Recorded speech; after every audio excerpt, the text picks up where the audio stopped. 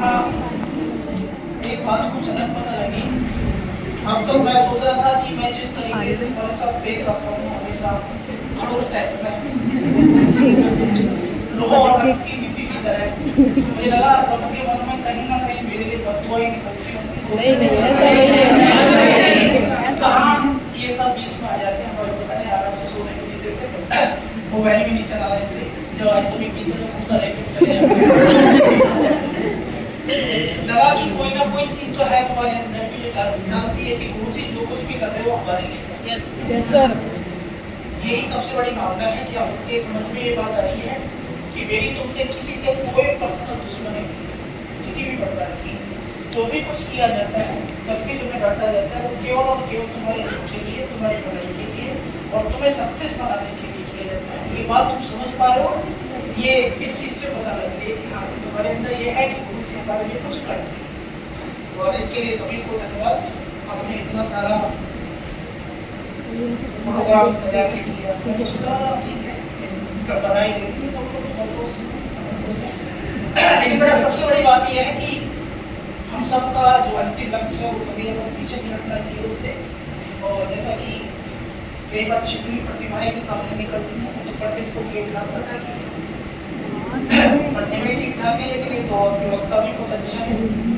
इस क्षेत्र में भी आप आगे बढ़ सकते हैं, मन संचालन भी आपका अच्छा है और बोलचाल की भाषा भी अच्छी है, तो इस क्षेत्र में ट्राई करना चाहिए।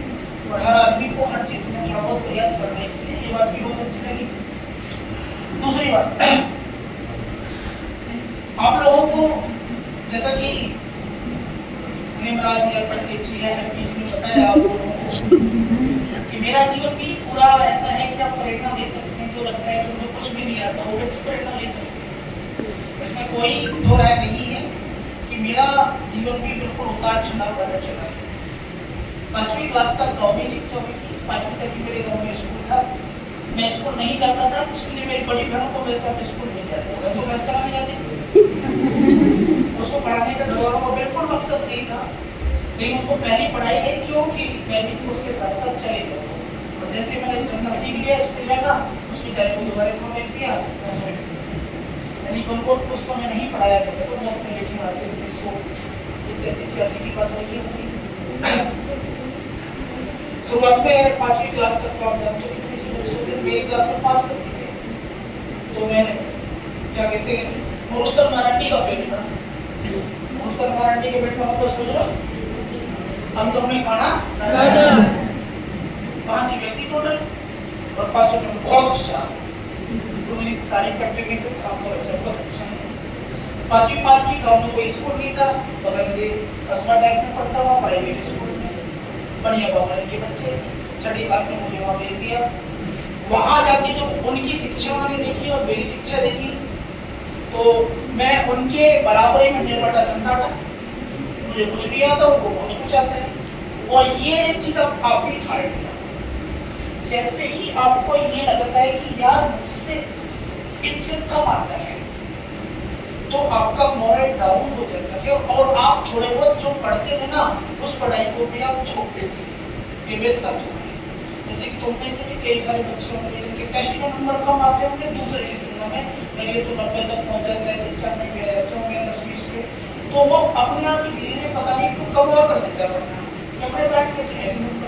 वही मेरे साथ 6ठी और 7ठी 2 क्लास में बिल्कुल पढ़ाई से दूर।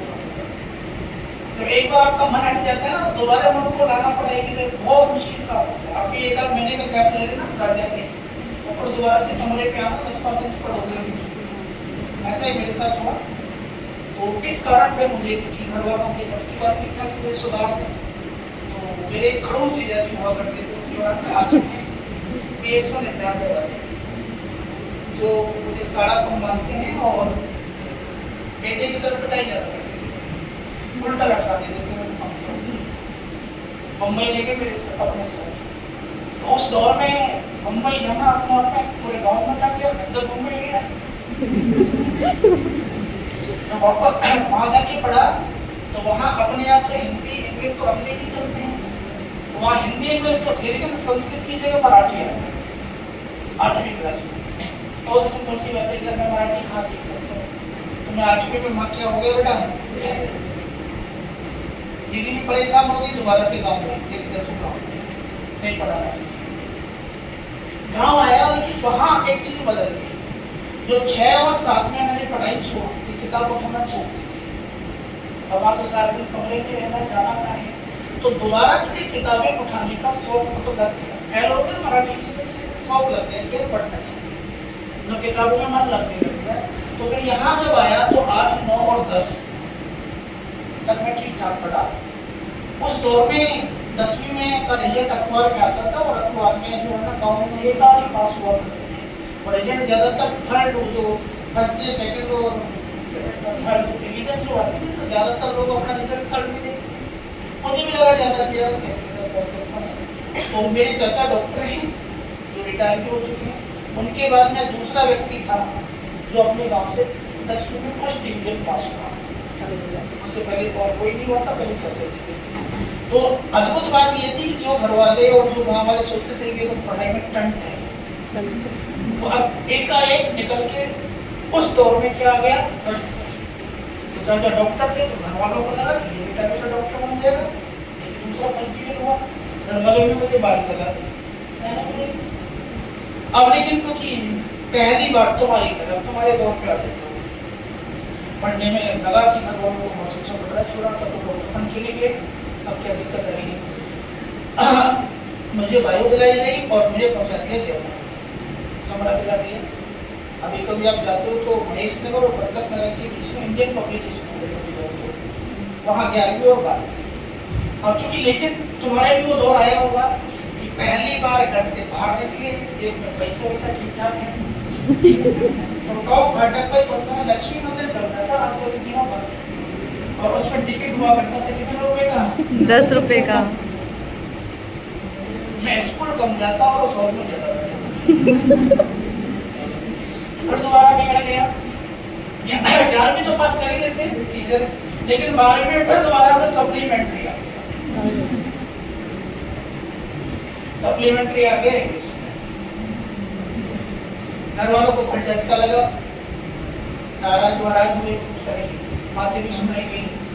लेकिन इसी दौर में ये बातें 1996 में वर्ल्ड कप हुआ था, वो भारत में हुआ था,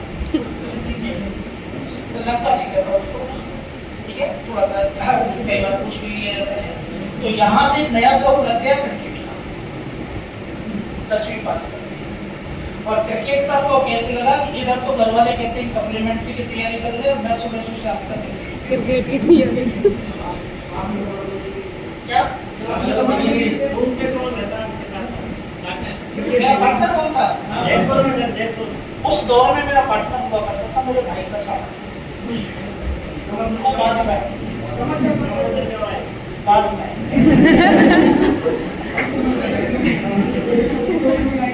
तो कहने का मतलब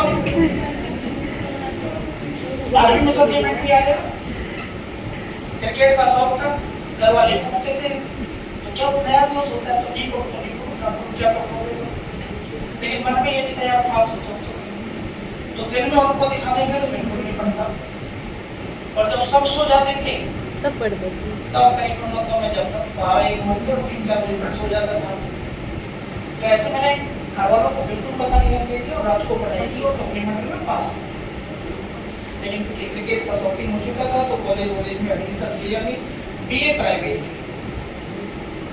और बीए जब प्राइवेट की तो फिर दोबारा से घर वालों ने एक साल तो घर में दिए, सेकंड ईयर में फिर दोबारा से जयपुर पहुंचा दिया, और इस बार फिर मेरे पार्टनर बने तो